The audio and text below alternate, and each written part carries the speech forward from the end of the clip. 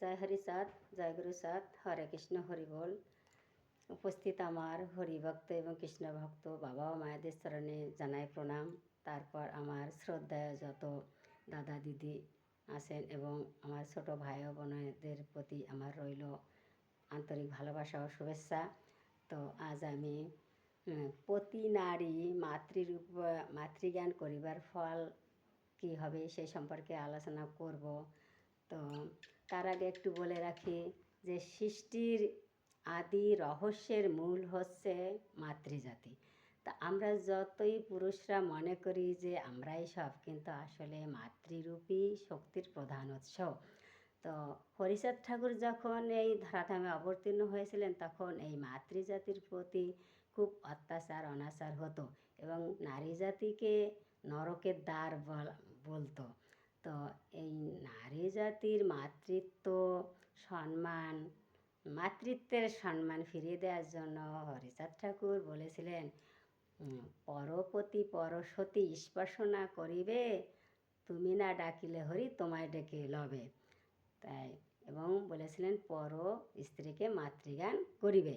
তাই এখানে আমার বাবা বলেছেন যে পর স্ত্রীকে মাতৃজ্ঞান করিবার ফল কি লাভ করবে সেই সম্পর্কে আমার বাবা সুন্দরভাবে আলোচনা করেছেন। তো এখানে হীরামন পাগল যে প্রতি নারীকে মাতৃরূপ জ্ঞান করে যে কি শক্তি অর্জন করেছিলেন সেই সম্পর্কে এখানে আমি আলোচনা করে শোনাচ্ছি। তো আর প্রতি নারীকে মাতৃজ্ঞান করিবার ফলে দেহে কামের গন্ধ থাকে না। আর একটা কথা বলে রাখি যে আমাদের পৃথিবীতে তিনটি বস্তু অতি প্রিয়। সেই তিনটি বস্তু কি কি? মা, মাতৃভূমি আর মাতৃভাষা। তা আমরা মাতৃভাষায় যেমন মনের ভাব সম্পূর্ণ রূপে প্রকাশ করতে পারি, অন্য ভাষায় কিন্তু পারি না। তাই মাতৃভাষা আমাদের প্রিয়। আর মা কথা তো তুলনাই হয় না। মা কথাটা মনে আসলে আমাদের মন পবিত্র হয়, দেহে কামের গন্ধ থাকে না।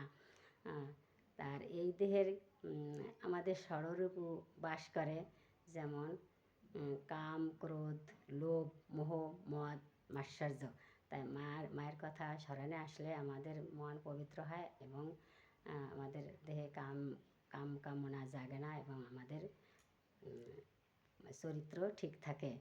আর আমরা যার যেখানে জন্ম সেটাই তার মাতৃভূমি বলা হয়। তাই আমাদের এই তিনটে বস্তু অতি প্রিয়। তাই হীরামন পাগল প্রতি নারীকে মাতৃজ্ঞান করে যে কি শক্তি অর্জন করেছিলেন সেই সম্পর্কে আমার বাবা এখানে সুন্দরভাবে বর্ণনা করেছেন। আমি আপনাদের পাঠ করে শোনাচ্ছি। শুরু করছি। পরের স্ত্রীকে যে জন মাতৃজ্ঞান করে, মাটির প্রতিমা দুধ দেয় সেদে তারে, তাহার প্রমাণ দেখো হীরামন গোসাই, যাহার মধ্যেতে কোনো কামের গন্ধ নাই। তাহলে এই হীরামন গোসাই এই প্রতি নারীকে মাতৃজ্ঞান করে এমন শক্তি অর্জন করেছিলেন যে মাটির প্রতিমা, দুর্গা প্রতিমা তাকে দুধ সেদে খাইয়েছিলেন। আর এমন শক্তি ধরেছিলেন যে তিনি জলের উপর দিয়েও হাঁটতে পারতেন। আর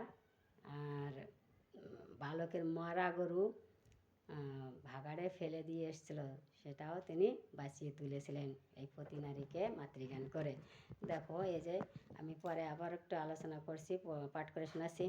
সব নারী দেখে তিনি মায়েরই মতো, এমন ভাবুক ভক্ত এমনই রতন। প্রতি নারী প্রতি মাথা অন্তরে ভাবনা, প্রতিমার দুধ আমি কেন পাইব না। যত মাতৃজাতি সব এ জগতে আছে, দুর্গা মায়ের মধ্যে যেন দুর্গা মায়ের মধ্যে বুঝি মিশে গিয়াছে। তাই বুঝি দুর্গা মাতা হলেন প্রতিমা, নিশ্চয় করিবে পূর্ণ আমার বাসনা। প্রতিমার দুধ আমি খাইব নিশ্চয়, দেখি পূজা হয় কোথা যাইব তথায়। পূজা দেখিবারে যায় বেথুয়া গায়, 10 ভুজা দুর্গা মাতা দেখিবারে পায়। দেখি আহা পতি মায়ের রূপের মূরতি, হীরা মনের হৃদয় আসে ভক্তি যে অতি। হীরা মন বলে মাতা তোর দুধ খাব, সব মার দুধ আমি তোর স্তনে পাব।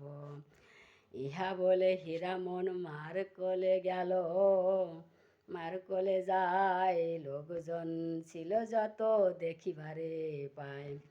এত বলে প্রতিমার কোলে চলে গেল, হীরাকে ধরিয়া মাতা স্তন মুখে দিল।